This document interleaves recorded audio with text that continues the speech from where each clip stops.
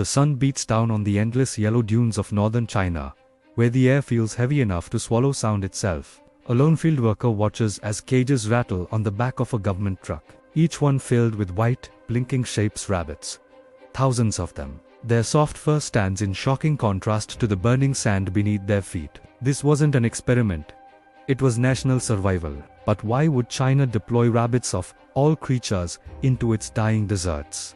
Stay with me. By the 1970s, northern China was facing one of the fastest expanding deserts on Earth. Places like the Tengger, Muas, and Badain Jaran weren't just growing, they were swallowing villages. Every year, sandstorms buried farmland, blocked roads, and pushed entire communities into crisis. Some towns reported dunes advancing as much as 10 meters per year. The Chinese government, alarmed by the speed of desertification, launched massive green barrier initiatives to stabilize the land. They were desperate for any method that could stop the dunes from marching east toward populated provinces. Early reforestation attempts failed because young trees couldn't survive the harsh winds.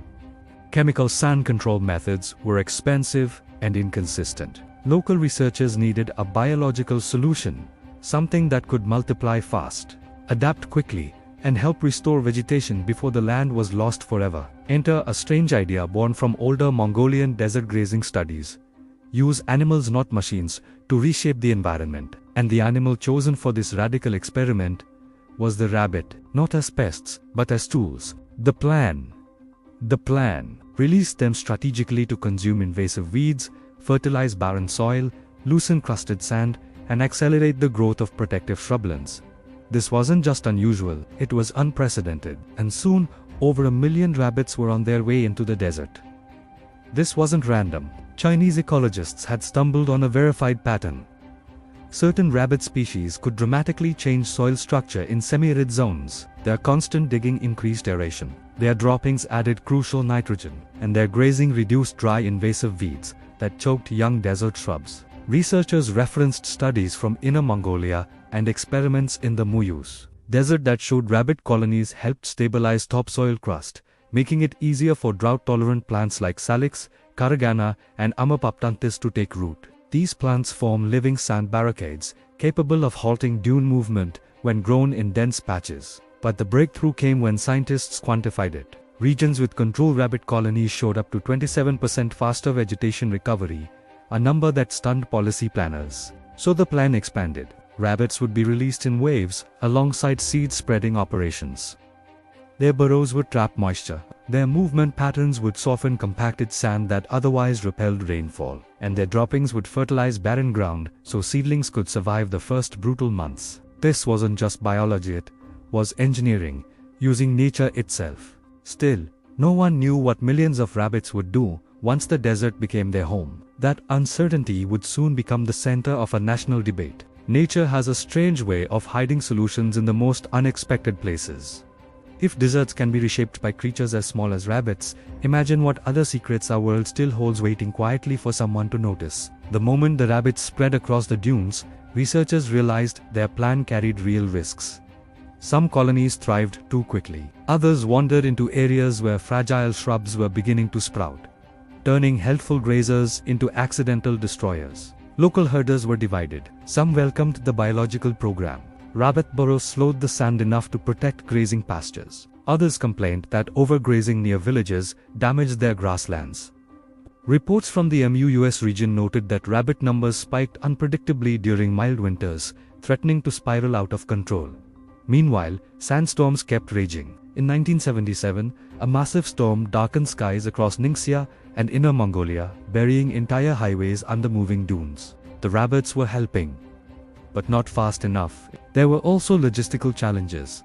Transporting hundreds of thousands of rabbits across rugged desert edges, keeping them alive in scorching temperatures, and monitoring their spread over tens of thousands of square kilometers. By the 1980s, the program was becoming a race against time. If the rabbits succeeded, they would buy China years, maybe decades, to build forests and grasslands. If they failed, entire regions risked ecological collapse. The stakes had never been higher, and the next scientific breakthrough would change everything.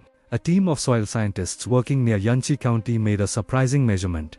They discovered that areas with rabbit-disturbed sand had significantly improved micro-water retention, even without rainfall. Morning dew condensed more efficiently on loosened sand grains, sliding downward into rabbit burrows and moistening the soil around plant roots. This was huge. Dew accounts for a measurable percentage of moisture in China's arid regions, sometimes more than rainfall itself. The rabbits weren't just aerating the soil, they were unintentionally creating natural dew capture systems. Satellite observations later confirmed that patches influenced by rabbit colonies greened faster during seasonal transitions. Combined with human-planted shrubs and windbreaks, the effect was compounding rapidly. Armed with this discovery, China redesigned its approach.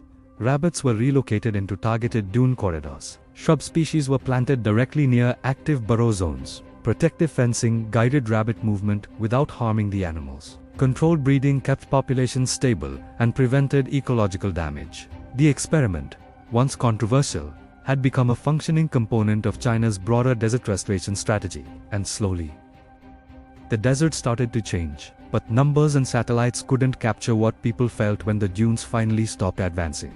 Families living on the desert front line had grown up expecting sand to swallow their homes. For them, the shifts were emotional.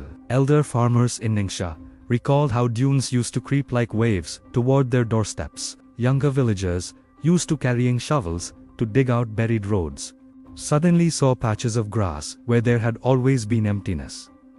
Some were stunned to learn rabbits played a role. Rabbits. One herder reportedly said, "We thought the government was joking." Others were skeptical. How could something so small turn back something as unstoppable as the desert? But the evidence was in front of them. Stabilized dunes, reduced sandstorms, and new grazing lands emerging from what used to be dead sand fields. Still, controversies lingered. Critics argued that relying on animals introduced unpredictable variables.